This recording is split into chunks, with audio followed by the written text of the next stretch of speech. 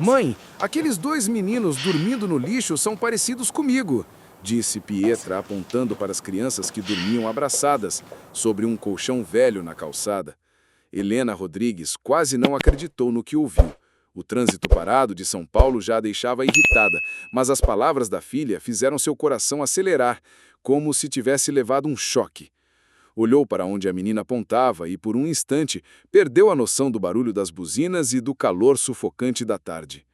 Dois pequenos corpos, cobertos por roupas rasgadas e poeira, estavam deitados sobre um colchão manchado e mal cheiroso, ao lado de sacolas de lixo enquilhadas. Poderia ser apenas mais uma cena triste entre tantas que se repetiam nas ruas do centro da cidade. Mas não era. Helena sentiu o estômago revirar ao notar o detalhe impossível de ignorar. Aqueles dois meninos tinham o mesmo rosto de Pietra. O mesmo corte de olhos escuros, a mesma curvatura no queixo, até o mesmo jeito de franzi-lo ao dormir. A empresária esfregou os olhos, certa de que era ilusão causada pelo cansaço. Porém, ao observar com mais cuidado, a semelhança se tornou gritante. Pietra, de apenas 7 anos, ainda com o uniforme limpo da escola particular e a mochila colorida no colo, continuava olhando fixamente para as crianças da rua. Os olhos marejados mostravam espanto e uma pontada de medo. "Mamãe, eles são iguais a mim", repetiu com a voz baixa, quase implorando para que Helena confirmasse. Helena engoliu em seco. O coração batia descompassado e memórias antigas começaram a invadir sua mente. O dia em que sua esposa, Sofia, morreu no parto ainda era uma ferida aberta. Lembrava-se das mãos trêmulas de Sofia agarradas às suas, do choro abafado e das últimas palavras carregadas de amor e despedida. Desde então, Helena vivia apenas para Pietra, acreditando que ela era sua única herança daquele amor interrompido pela tragédia. Mas agora, diante da calçada imunda, duas crianças traziam de volta não só a imagem da filha, mas também o fantasma de algo que jamais havia entendido completamente sobre aquela noite. Helena saiu do carro sem pensar. Cada passo parecia pesar toneladas, como se estivesse sendo empurrada por uma força invisível em direção ao mistério. Ajoelhou-se perto do colchão e viu que os meninos respiravam fundo, abraçados um ao outro, como se o simples contato fosse sua única proteção contra o mundo. De repente, um deles abriu os olhos e arregalou ao ver a estranha diante dele. Rapidamente cutucou o irmão, que acordou também assustado. "Qual é o nome de vocês?" "Eu sou Lucia", disse o primeiro, esfregando os olhos. "Eu sou Matilda", completou o outro, ainda sonolento, mas firme. Os nomes atingiram Helena como uma lâmina fria no peito. Lúcia e Matilda. Eram exatamente os nomes que ela e Sofia haviam escolhido antes do parto, quando sonhavam em formar uma família com 3 filhos, Pietra, Lúcia e Matilda. A esposa sorria sempre que repetia essa combinação, dizendo que juntas seriam inseparáveis. Mas a morte trágica havia sepultado esse desejo. E agora, como se o destino zombasse dela, aquelas crianças não só eram idênticas a Pietra, como carregavam os nomes que pertenciam a um sonho interrompido. Helena levou as mãos ao rosto. Nada daquilo podia ser real. Olhou ao redor procurando alguma explicação, alguém que pudesse lhe dar respostas. O vendedor de frutas na esquina, curioso com a cena, disse em voz baixa que aquelas crianças haviam sido deixadas meses atrás por uma mulher estranha, que nunca mais voltou. O nome citado a seguir fez Helena perder o ar. Marcela. Marcela não era uma desconhecida, era a irmã de Sofia. Sempre envolta em segredos, havia desaparecido pouco depois do nascimento de Pietra, sem deixar rastros. Durante anos, Helena tentou não pensar nisso, acreditando que o desaparecimento fora apenas mais um drama da família conservadora de Sofia. Mas agora, com aquelas duas crianças à sua frente, a verdade parecia muito mais sombria. Helena olhou para Pietra, que observava tudo em silêncio, os olhos brilhando de um jeito difícil de decifrar. A filha parecia sentir que aquelas crianças eram parte dela, como se um elo invisível já existisse entre eles. Tomada por uma decisão instintiva, Helena não conseguiu simplesmente voltar ao carro e seguir seu caminho. Ela sabia que se deixasse aquelas crianças ali, carregaria a culpa para sempre. Algo gritava dentro dela. Aquelas crianças pertenciam à sua vida. Com um gesto firme, convidou-as a acompanhá-la. A hesitação inicial desapareceu assim que Pietra estendeu a mão para os dois meninos, sorrindo timidamente. Como se estivessem esperando apenas esse sinal, eles se levantaram e entraram no carro. O trajeto de volta foi silencioso. O barulho da cidade parecia distante, abafado pelo peso da revelação. Helena, ao volante, tentava organizar os pensamentos, mas as perguntas vinham em avalanche. Quem eram exatamente aquelas crianças? Que papel Marcela havia desempenhado em tudo isso? E o mais perturbador, por que elas eram a imagem viva de sua filha, com nomes que só ela e Sofia conheciam? Enquanto as luzes da cidade passavam pela janela, Pietra olhava para os novos companheiros como se já os reconhecesse de outra vida. E Helena, apesar do medo e da confusão, sabia que nada voltaria a ser como antes. O que parecia apenas um acaso doloroso nas ruas degradadas de São Paulo estava prestes a se transformar em uma trama de segredos familiares, conspirações médicas, verdades enterradas. E cada passo que Helena desse a partir daquele momento a levaria mais fundo em uma história onde amor e dor se entrelaçariam de forma irreversível. Essa é apenas a primeira página de uma jornada que desafia a lógica e a moral. Permaneça até o fim, porque cada revelação será mais perturbadora e surpreendente que a anterior. O que começou com a frase inocente de uma criança se tornará um mergulho em segredos capazes de mudar vidas para sempre. Naquela primeira noite, a mansão de Helena parecia respirar uma atmosfera diferente. O espaço amplo e silencioso, decorado com obras de arte e móveis sofisticados, sempre transmitira uma sensação de ordem e disciplina. Mas, ao ver Lucia e Matilda entrando timidamente pela porta, a rigidez da casa se quebrou em segundos. Era como se o lar tivesse ganhado novas batidas de coração, embora envoltas em mistério. Pietra não desgrudava dos dois meninos. Desde o carro até o quarto de hóspedes, parecia guiá-los como uma irmã que já os conhecesse desde sempre. O trio sentou-se no tapete da sala, observando brinquedos espalhados, e Helena notou algo que a deixou arrepiada. Os gestos eram idênticos. Ao rir, ao coçar o nariz, até a forma de ajeitar o cabelo. Era como se os três compartilhassem o mesmo código invisível, uma espécie de linguagem corporal que não poderia ser explicada por simples coincidência. Helena pediu ajuda à governanta Rosa, que trabalhava com ela havia mais de 20 anos. Mulher de coração generoso e fala mansa, Rosa os recebeu sem questionar, oferecendo banho quente, roupas limpas e comida fresca. Quando viu as crianças à mesa, observou com atenção e murmurou para Helena: Dona Helena, eles são como a Pietra. Até o jeito de segurar o garfo é igual. Helena preferiu não responder. Não queria dar voz ao que já martelava em sua mente. Mas Rosa insistiu, baixando o tom de voz para que as crianças não ouvissem. Isso não é normal. Essas crianças têm o sangue da senhora Sofia. Eu sinto.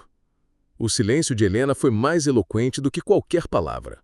Naquela noite, Pietra quis dormir no mesmo quarto que os novos irmãos.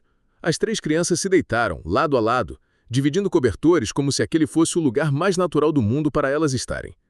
Helena ficou à porta, observando em silêncio. Antes de fechar os olhos, Lucia e Matilde se entreolharam e em uníssono murmuraram: Boa noite, Pietra. Helena sentiu um arrepio percorrer-lhe a espinha. O tom, o gesto, a cadência, era o mesmo que Sofia fazia ao desejar boa noite, anos atrás. Na madrugada, o inesperado voltou a acontecer. Pietra acordou gritando, assustado com o pesadelo. Helena correu ao quarto e encontrou não apenas a filha, mas também Lucia e Matilda chorando, dizendo que haviam sonhado a mesma coisa. Uma sala branca, cheiros fortes de remédio, vozes masculinas murmurando e uma sensação de dor e perda.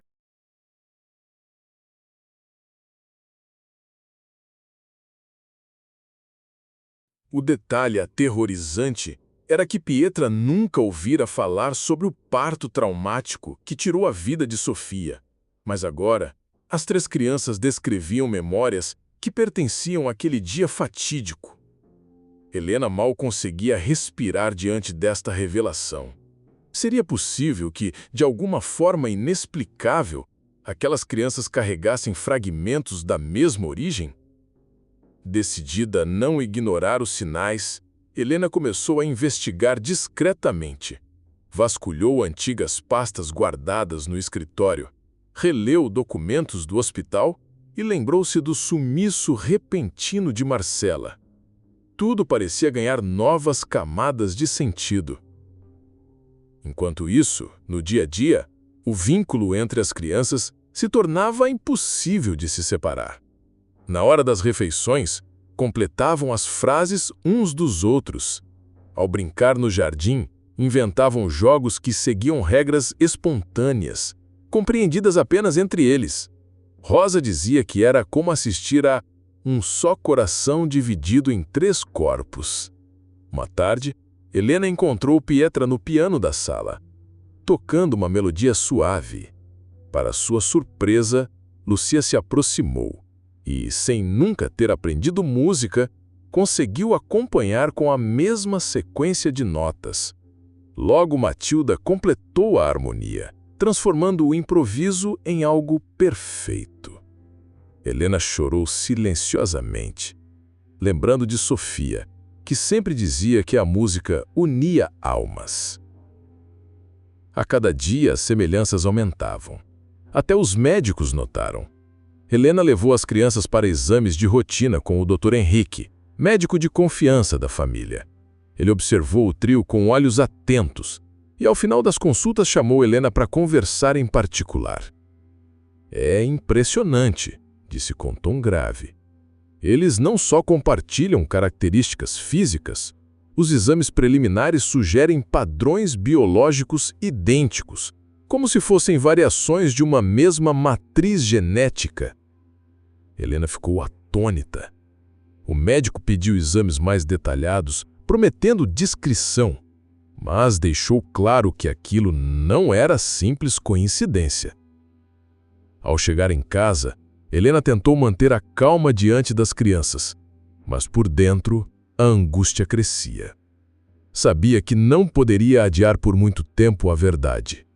Precisava encarar a possibilidade de que havia algo obscuro por trás da morte de Sofia, do desaparecimento de Marcela e da existência de Lucia e Matilda. Numa noite chuvosa, Helena decidiu abrir o coração para Rosa. Contou-lhe sobre os nomes escolhidos antes do parto, sobre o sumiço de Marcela e sobre a sensação de que as meninas eram mais do que simples órfãos abandonadas. Dona Helena, disse Rosa, firme, às vezes o destino encontra formas estranhas de trazer a verdade à tona, revelando lembranças vagas de uma mulher que Helena sabia ser Marcela, levando-os de lugar em lugar, como se fugisse de algo. Cada detalhe somado construía uma narrativa assustadora, e Helena, mesmo apavorada, sabia que precisava seguir adiante. O instinto materno era mais forte que o medo. Assim, a vida da família se transformava a cada novo amanhecer. O lar antes silencioso agora pulsava com risos, sonhos compartilhados e perguntas sem resposta. E por trás dessa convivência que parecia guiada pelo destino, Helena sentia que estava apenas começando a tocar a superfície de um segredo muito maior, prestes a ser revelado. O que ela ainda não sabia era que essa investigação levaria não apenas à verdade sobre as crianças, mas também a confrontar o lado mais sombrio de sua própria família. E a descobrir que o amor que unia aquelas 3 vidas tinha raízes em algo mais complexo e perturbador do que poderia imaginar. O silêncio da manhã foi interrompido pelo som discreto do motor do carro de Helena. A cada quilômetro, a tensão crescia dentro dela. No banco de trás, Lúcia, Matilda e Pietra conversavam em sussurros, como se trocassem segredos que só elas entendiam. O destino era o consultório particular do Dr. Henrique, um amigo de longa data e um dos poucos em que Helena realmente confiava. Ao chegarem, Henrique os recebeu com um sorriso acolhedor, mas seus olhos revelavam a curiosidade do médico experiente diante da semelhança quase sobrenatural entre as crianças. É impossível não notar, disse ele em voz baixa quando as meninas foram levadas por uma enfermeira para exames de rotina. Elas são como cópias. Nunca vi nada parecido. Helena sentiu, aflita. Confiava nele, mas ainda assim relatar a verdade parecia arriscado.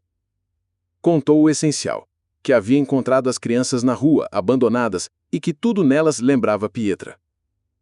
Henrique, intrigado, sugeriu uma bateria completa de exames, genéticos, hematológicos, cardiológicos.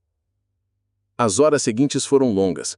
As crianças passaram por agulhas, aparelhos e perguntas, mas, estranhamente, não reclamaram. Era como se soubessem que estavam ali para algo importante.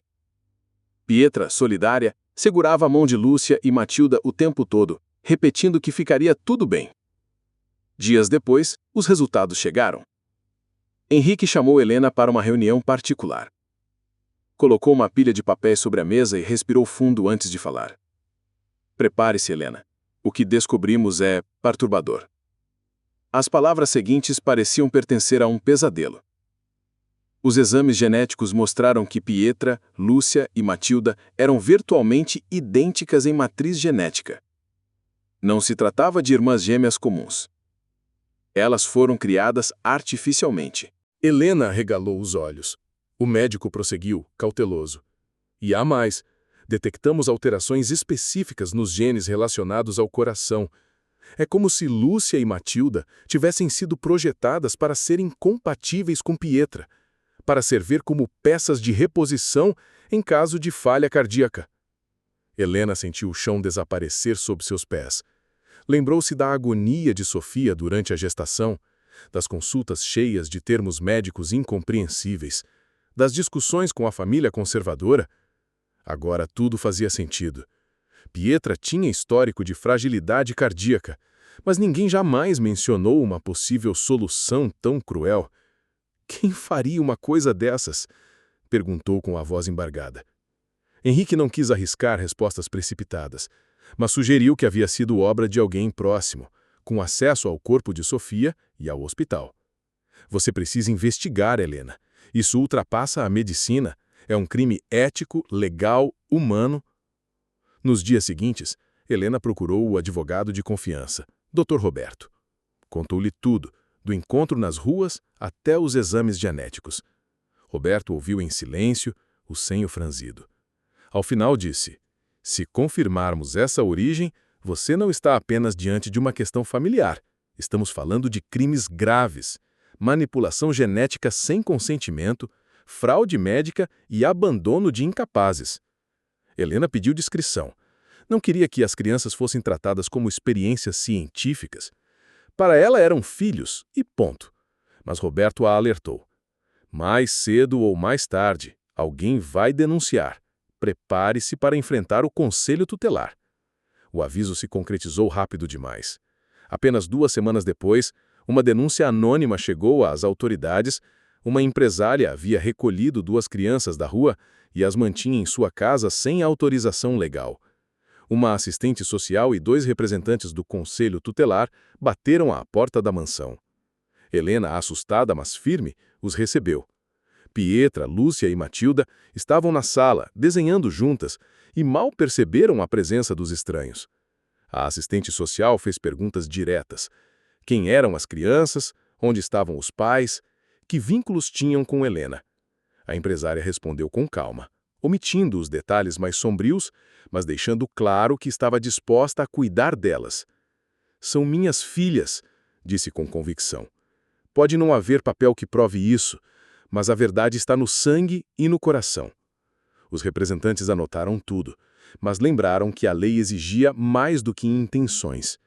Helena teria que provar guarda. Foi aí que Roberto entrou em cena. Apresentou os resultados dos exames médicos, demonstrando a ligação genética. Também apresentou relatórios do Dr. Henrique sobre o estado de saúde das crianças e a necessidade de acompanhamento. A argumentação era clara. Separar as 3 seria um trauma psicológico irreversível. Ainda assim, o processo não seria fácil. O conselho abriu investigação formal. Helena sabia que a qualquer momento poderia... Com o coração pesado, Helena decidiu encarar sua mãe, Helena, a matriarca da família. Ela era uma mulher austera, de fala firme, acostumada a tomar decisões em nome de todos. Quando Helena a visitou na antiga casa da família, no bairro nobre de Higienópolis, encontrou-a no jardim, cercada por rosas cuidadas com perfeição. Helena sempre gostara de controle, até sobre as flores. Mamãe, eu preciso de respostas, disse Helena, sem rodeios. A mãe levantou os olhos, com expressão dura. Já sei do que vai falar. Você não deveria ter trazido aquelas crianças para sua casa. A voz de Helena cortava como navalha. Helena respirou fundo, sentindo a raiva subir. Elas não são aquelas crianças. Elas são parte de mim, parte de Sofia, e você sabe disso. O silêncio que se seguiu foi devastador. Finalmente, Helena largou a tesoura de podar e encarou a filha. Foi a única forma de preservar nossa linhagem. Você não entende o peso da responsabilidade que carrega. Helena sentiu um nó na garganta. Preservar? O que fizeram com Sofia foi assassinato. Vocês usaram o corpo dela como se fosse um laboratório. A mãe desviou o olhar, mas não negou. O coração de Pietra era frágil. Sabíamos desde o início. A ciência podia dar uma solução. Dr. Marcos era brilhante. Ele e Marcela se encarregaram de tudo. Era para ser um segredo que manteria sua família unida e saudável. Helena quase gritou. E Sofia? E o direito dela de escolher? Vocês a mataram com esse segredo. O rosto de Helena se endureceu ainda mais. Ela morreu para dar continuidade à família. Um sacrifício necessário. As palavras caíram como lâmina no coração de Helena. Pela primeira vez, viu sua mãe não como uma guardiã da família, mas como cúmplice de uma atrocidade. Naquela noite, Helena saiu da casa carregando não só raiva, mas também medo. Se Helena sabia de tudo, poucos dias depois, novas notícias abalaram tudo. Marcela foi encontrada morta em um hotel barato do centro, em circunstâncias suspeitas. A polícia registrou como overdose, mas Roberto conseguiu documentos que indicavam sinais claros de envenenamento. Na mesma semana, outra tragédia. Dr. Marcos foi encontrado morto em seu laboratório, vítima de um incêndio considerado acidental. Mas relatórios confidenciais apontavam para fogo proposital. Era evidente, alguém estava eliminando as pontas soltas da conspiração. Helena começou a viver em constante estado de alerta. Mantinha as crianças sob proteção, reforçou a segurança da mansão e evitava aparecer em público. Mas a angústia não diminuía. Sabia que quanto mais se aproximava da verdade, mais perigoso ficava. Numa madrugada chuvosa, Rosa entrou correndo em seu quarto, ofegante. Dona Helena, a polícia está lá fora. Helena desceu apressada. 2 oficiais traziam um mandado. Queriam interrogar sobre a morte de Marcela. O nome dela aparecera em bilhetes encontrados no quarto da falecida. Embora fosse apenas procedimento, Helena percebeu a armadilha. A conspiração estava tentando colocá-la como culpada. O interrogatório durou horas, mas, com a ajuda de Roberto, conseguiu provar que estava em casa naquela noite. Ainda assim, a pressão aumentava. Entre lágrimas, Helena abraçou as 3 crianças, prometendo que nada as separaria. Vocês não são erros, não são experiências. Vocês são minha família. Disse, firme, olhando nos olhos de cada uma. Mas no fundo sabia que essa luta estava longe de acabar. A morte de Marcela e Marcos significava que alguém poderoso estava determinado a manter o segredo enterrado. E esse alguém poderia estar mais próximo do que ela imaginava. As semanas seguintes foram de tensão constante. Helena descobriu que contas bancárias de Marcela recebiam depósitos regulares da própria família Rodrigues, vindos de empresas controladas por sua mãe. Dinheiro usado para esconder as crianças, até que, por algum motivo, foram descartadas. A sensação de nojo e traição corroía Helena por dentro. A família, que deveria ser porto seguro, havia se transformado em inimigo. Foi Rosa, sempre atenta, quem disse em voz baixa certa noite: "A senhora precisa escolher. Ou corta de vez esse laço envenenado, ou vai perder tudo." A decisão amadureceu em silêncio. Helena sabia que teria de romper com a família, com os bens herdados, com a influência. Mas para proteger Pietra, Lúcia e Matilda, não havia outro caminho.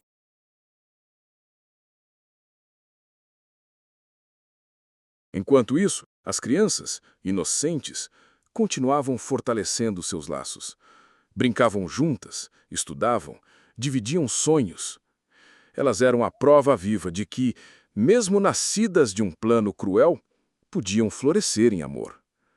O contraste entre a pureza delas e a podridão da conspiração só reforçava a convicção de Helena. Lutaria contra tudo e contra todos, se fosse preciso. O confronto com a mãe fora apenas o primeiro passo. O que viria a seguir seria ainda mais doloroso, porque para salvar suas filhas, Helena teria que enterrar, de uma vez por todas, a família que lhe deu o sobrenome, mas que havia transformado sua vida em um campo de experimentos. E naquele caminho, descobririam que amor e sacrifício sempre andam de mãos dadas. A mansão de Helena nunca havia estado tão cheia de vida. O silêncio pesado que costumava dominar os corredores foi substituído pelo som de passos pequenos, risadas espontâneas e vozes infantis que ecoavam entre os quartos. Pietra, Lúcia e Matilda corriam pelo jardim, inventando jogos, disputando quem subia mais alto no balanço, compartilhando segredos sussurrados que só elas entendiam. Para Helena, era um alívio ver as crianças felizes, mas também uma responsabilidade que pesava nos ombros. Depois do confronto brutal com sua mãe e da revelação sobre a conspiração familiar, ela sabia que não poderia mais deixar brechas. Precisava agir rápido para garantir que nada tiraria as três de perto dela. Foi Roberto, o advogado, quem trouxe a solução prática: iniciar imediatamente o processo de adoção oficial de Lúcia e Matilda. O caminho é burocrático, Helena, mas você tem provas médicas, testemunhas e condições plenas de cuidado.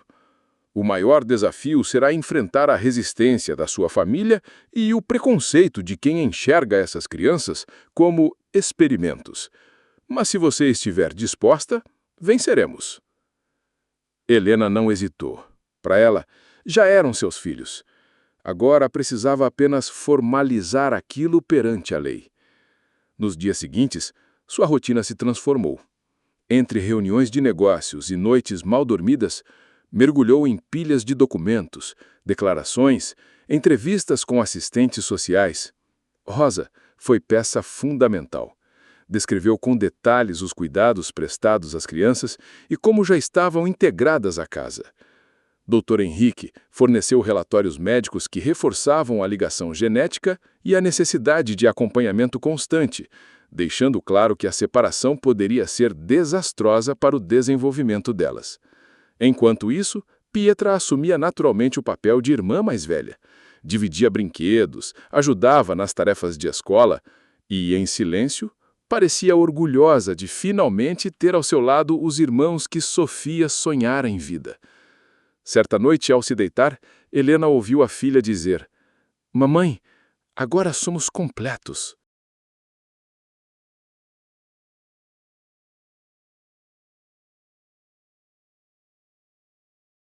As palavras simples fizeram Helena chorar. Era como se Sofia estivesse presente, sorrindo, aprovada em cada gesto. Mas o processo de adoção não foi tranquilo. A família Rodrigues, liderada por Helena, tentou contestar judicialmente, alegando que Helena não estava em condições emocionais para cuidar das crianças. Os advogados da família argumentaram que Lúcia e Matilda eram frutos de procedimentos não autorizados e, portanto, sua existência não deveria ser reconhecida legalmente. Helena enfrentou as audiências com firmeza, mesmo que por dentro tremesse. Em cada sessão, sua voz se erguia clara. "Elas não são experiências, são crianças, são minhas filhas, não importa como vieram ao mundo." A batalha jurídica se arrastou por meses, mas, pouco a pouco, as provas acumuladas a favor de Helena se tornaram irrefutáveis. A denúncia anônima que antes ameaçara sua guarda foi neutralizada pela comprovação do vínculo genético. Além disso, o comportamento das crianças durante as visitas supervisionadas impressionava os avaliadores. Inteligentes, afetuosas, plenamente adaptadas ao lar. No dia da audiência final, Helena entrou no fórum de mãos dadas com as três. Pietra ao centro, Lúcia e Matilda aos lados, como se formassem um círculo inquebrável. Ao olhar para aquele trio, o juiz hesitou antes de pronunciar a decisão, tocado pela cena. Diante das provas apresentadas e do bem-estar evidente das menores, concedo a adoção plena e definitiva de Lúcia e Matilda à requerente Helena Rodrigues. As palavras ecoaram como música nos ouvidos dela. Um peso imenso se desfez de seus ombros. Abraçou as três crianças ainda dentro da sala, ignorando os olhares frios dos advogados da família. Pela primeira vez em muito tempo, sentiu-se verdadeiramente livre. Ao voltar para casa, uma celebração improvisada tomou conta da mansão. Rosa preparou um jantar especial com bolo de chocolate, o favorito das crianças. Na mesa, Helena fez um brinde emocionado. Hoje enterramos o passado sombrio. Hoje começamos uma nova vida. As crianças bateram palmas, rindo, sem entender a profundidade das palavras, mas sentindo a alegria que transbordava. Nos dias seguintes, Helena se dedicou a estabelecer uma rotina saudável. Criou horários para estudos, brincadeiras, consultas médicas e momentos de lazer. Dr. Henrique continuou acompanhando o desenvolvimento do trio, atento às questões cardíacas de Pietra e à necessidade de monitorar possíveis efeitos das manipulações genéticas em Lucia e Matilda. Na escola, as três chamaram atenção desde o primeiro dia. Professores ficaram impressionados com a inteligência precoce e a facilidade com que aprendiam. Mais do que isso, sua união era evidente. Raramente se separavam, defendiam-se mutuamente e demonstravam uma maturidade que surpreendia até os adultos.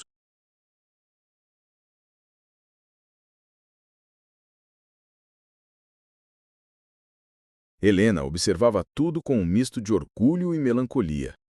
Orgulho por vê-las florescerem, apesar da origem dolorosa. Melancolia por saber que cada sorriso delas carregava a sombra de um sacrifício. A morte de Sofia, os segredos familiares, as conspirações. Ainda assim, decidiu que não deixaria o passado destruir o futuro. Investiu na educação das crianças, contratou professores particulares para reforçar habilidades específicas, incentivou esportes e música. Queria que crescessem não como vítimas, mas como protagonistas de suas próprias histórias. As noites se tornaram mais leves. As três dormiam juntas em um quarto decorado especialmente para elas, cheio de cores, brinquedos e desenhos feitos à mão. Helena passava alguns minutos todas as noites observando aquele trio adormecido, lembrando-se da primeira vez que os vira na rua, sujos e abandonados. Agora, em lençóis limpos, cercados de cuidado, pareciam renascer. Rosa, ao vê-la em silêncio certa noite, comentou: "Dona Helena, a senhora venceu. Essas crianças são sua vitória contra tudo que tentaram destruir." Helena sorriu, mas sabia que a luta não estava totalmente vencida. A família Rodrigues havia se calado após a decisão judicial, mas a sombra da conspiração ainda pairava. As mortes de Marcela e Dr. Marcos continuavam sem respostas definitivas. Havia segredos que talvez jamais fossem revelados. Mesmo assim, decidiu seguir em frente. Rompeu laços financeiros com a família, vendeu ações em empresas controladas pela mãe e passou a gerir seus negócios de forma independente. Foi doloroso abandonar o sobrenome que carregava tanto peso, mas libertador construir algo novo. Naquele momento, não era mais apenas uma empresária viúva tentando sobreviver. Era uma mãe, de 3 crianças, que havia enfrentado monstros reais para protegê-las. E no fundo, sabia que, apesar das cicatrizes, aquele era apenas o começo de uma vida que prometia novos desafios, mas também novas esperanças. Os anos passaram como páginas viradas em um livro que Helena jamais imaginou escrever. A infância turbulenta das meninas deu lugar à adolescência, e a mansão, que antes parecia grande demais, agora estava sempre preenchida com conversas animadas, debates intermináveis e sonhos que se entrelaçavam. Pietra, Lúcia e Matilda cresceram inseparáveis. O vínculo formado na dor da descoberta se transformara em uma irmandade inquebrável. Cada uma delas, no entanto, trilhou um caminho próprio, como se o destino tivesse reservado papéis complementares em uma mesma sinfonia.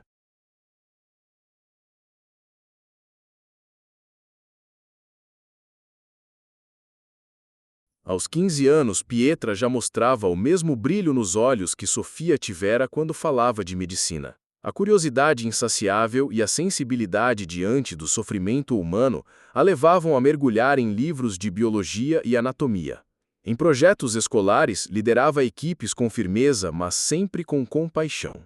Era a voz racional entre as irmãs, equilibrando os impulsos mais ousados de Lucia e as emoções artísticas de Matilda. Lucia, por sua vez, desenvolveu uma inquietação ética que chamava a atenção dos professores. A cada nova descoberta científica, fazia perguntas desconfortáveis. Até que ponto devemos ir? Quem decide os limites da ciência? O que é justo para o ser humano? Essa sede por respostas a levou para os estudos de filosofia e bioética, onde se destacava pela maturidade incomum para sua idade. Muitas vezes desafiava até os adultos em debates, deixando-os sem argumentos. Matilda, em contraste, encontrou na arte sua forma de expressão. Desenhava, pintava, escrevia poesias que refletiam tanto a dor do passado quanto a esperança do futuro. Sua sensibilidade a tornava a mais intuitiva das três, sempre capaz de perceber quando alguém estava triste ou em dúvida. Era ela quem transformava as noites silenciosas em canções improvisadas no piano ou que pintava murais no quintal como se quisesse colorir as cicatrizes da história da família. Helena assistia a esse florescer com lágrimas nos olhos. Para ela, cada conquista era mais do que um mérito individual. Era uma vitória contra o destino cruel que havia tentado transformar aquelas crianças em meras peças descartáveis. Agora eram protagonistas de suas próprias narrativas, e ela se orgulhava disso. Na escola, as três eram admiradas e, ao mesmo tempo, alvo de curiosidade. A semelhança física impressionava, ainda que cada uma tivesse desenvolvido estilos diferentes. Era impossível não notar que eram como reflexos em espelhos distorcidos. Muitos colegas perguntavam se eram trigêmeas, e elas apenas riam, respondendo em uníssono: "Somos irmãs, e isso basta."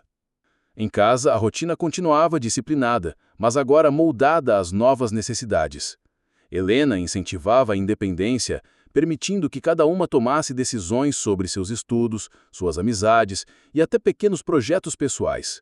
Sabia que não podia proteger as filhas de tudo, mas podia prepará-las para enfrentar o mundo. Com o passar dos anos, a mansão se transformou em um verdadeiro lar multigeracional. Os aniversários se tornaram eventos memoráveis, reunindo amigos, professores, vizinhos e, mais tarde, colegas de universidade. Nessas ocasiões, Helena era celebrada não apenas como mãe, mas como uma mulher que desafiou convenções para proteger quem amava. Rosa, a governanta, envelhecia ao lado delas, cada vez mais vista como uma avó. Contava histórias antigas, ensinava receitas e oferecia conselhos práticos, sempre com humor. Para as meninas, ela era a ponte entre o passado de dor e o presente de amor. Aos poucos, as três se projetaram para fora da casa. Pietra, determinada a seguir carreira médica, ingressou em um curso avançado ainda jovem, tornando-se referência entre os estudantes.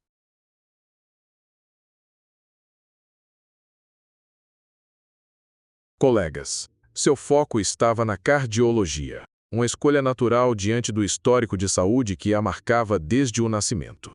Lúcia optou por se dedicar à pesquisa e às discussões éticas, participando de congressos juvenis e publicando artigos em revistas acadêmicas. Sua postura crítica a tornava respeitada até por especialistas mais velhos. Matilda, com sua arte, conquistou espaço em exposições locais. Suas telas, marcadas por cores vibrantes e símbolos escondidos, atraíam colecionadores e críticos. Muitos diziam que havia nelas algo de visceral, como se cada traço carregasse uma história secreta. Apesar das diferenças, permaneciam unidas. Decisões importantes eram discutidas juntas. Quando uma enfrentava dificuldades, as outras estavam lá para apoiar. Esse equilíbrio era o que Helena mais prezava. Ver que, mesmo trilhando caminhos distintos, jamais se afastavam de verdade. O tempo, porém, não passou apenas para as meninas. Helena envelhecia. Seus cabelos escuros foram se tornando grisalhos, sua saúde exigia mais cuidados e as responsabilidades empresariais começaram a ser delegadas a pessoas de confiança. Ainda assim, mantinha a firmeza de espírito que sempre a caracterizara. Certa vez, em uma festa de aniversário, cercado pelos amigos das filhas e pelos primeiros netos que começaram a surgir, Helena fez um discurso emocionado. Quando encontrei minhas meninas naquela rua fria de São Paulo, jamais imaginei que estaria aqui, tantos anos depois, celebrando não só a vida delas, mas a continuidade da nossa família. Vocês me ensinaram que o amor vai além da biologia, que laços verdadeiros são construídos na escolha diária de estar juntos. As palavras tocaram a todos, e as filhas a abraçaram com força, como se quisessem gravar aquele momento na memória. Para Helena, esses anos foram uma segunda chance. Ainda havia sombras do passado, segredos não resolvidos, lembranças dolorosas da conspiração e da perda de Sofia. Mas agora eram suportáveis. O futuro que antes parecia ameaçado estava florescendo diante dela em múltiplas formas, na medicina, na pesquisa ética, na arte, nos netos que começavam a correr pela mesma casa onde outrora ecoava o silêncio. E assim, Com o tempo, a mansão deixou de ser símbolo de isolamento e dor para se tornar um refúgio de vida, diversidade e esperança. Helena sabia que a história não terminava ali. Cada uma de suas filhas ainda tinha muito a escrever, e ela só podia acompanhar, torcer e, quando necessário, aconselhar. O mais importante, porém, já havia conquistado: transformara o que nasceu de manipulação e perda em um legado de amor, liberdade e escolhas. Os anos avançaram e a vida seguiu seu curso como um rio que encontra novas curvas sem perder o rumo. Pietra, Lúcia e Matilda completaram 18 anos. A mansão, que já fora palco de tantas descobertas, crescimentos e choros na madrugada, agora vibrava com a energia da juventude, mas também carregava silêncios reveladores.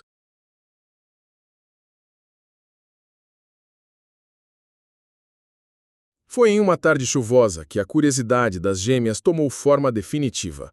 Mexendo em antigas pastas guardadas em um armário do escritório de Helena, Lúcia e Matilda encontraram uma caixa lacrada com documentos. Eram relatórios médicos, papéis legais e anotações do cientista Dr. Marcos, arquivos que nunca haviam sido mostrados a elas. Os olhos das duas se cruzaram e um silêncio pesado tomou o ar.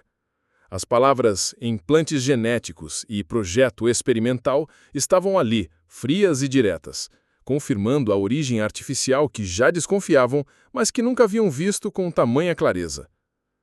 Então é isso.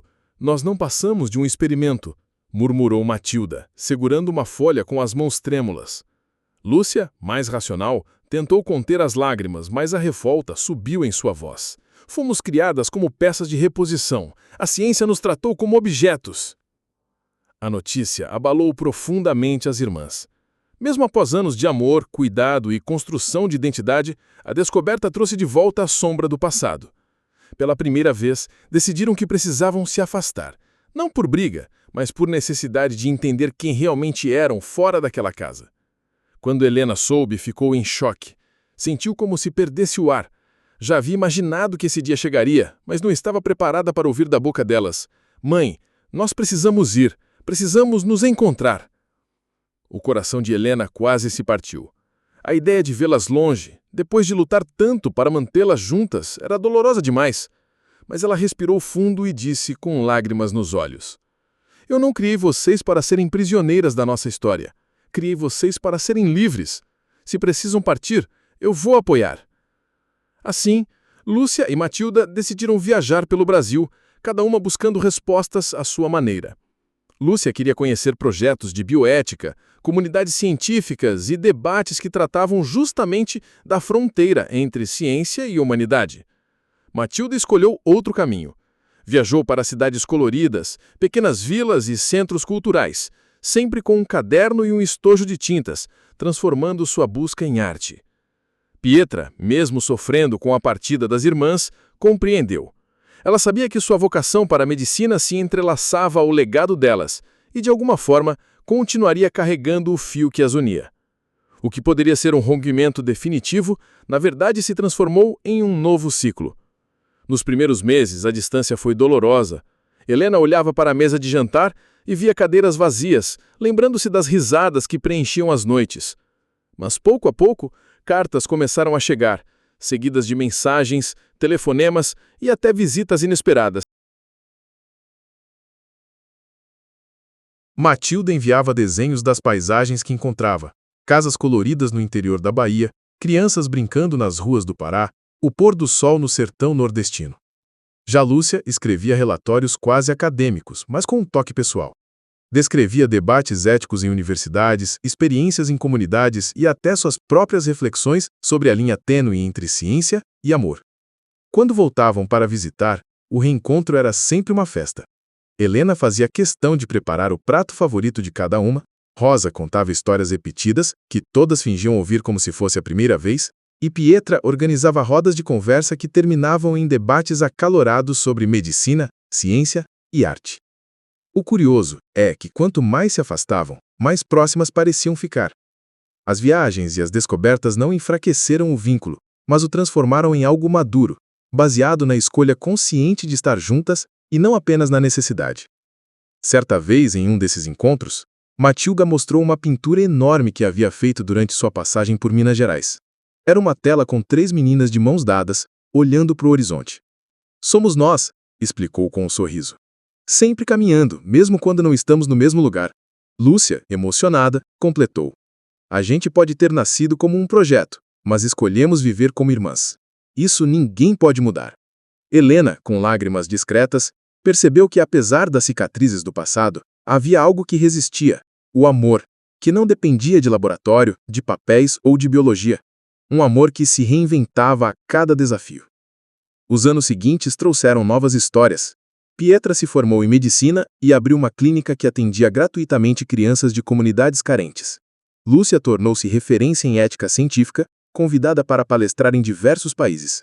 Matilda conquistou reconhecimento internacional com suas obras, muitas delas inspiradas no Brasil profundo que explorava em suas viagens. E Helena? Ela envelheceu rodeada não apenas por filhas, mas também por netos e por uma família ampliada, cheia de amigos que se tornaram parte da história. Em cada aniversário, fazia questão de repetir a mesma frase. Se existe milagre, ele está aqui. Não no laboratório, mas em cada escolha de amor que fizemos. O desfecho da família Rodrigues não foi um final perfeito de conto de fadas, mas sim um retrato realista de vida, cheio de curvas, risos, saudades e reencontros. Um final curioso, divertido e humano, onde até as feridas se transformaram em histórias contadas entre gargalhadas.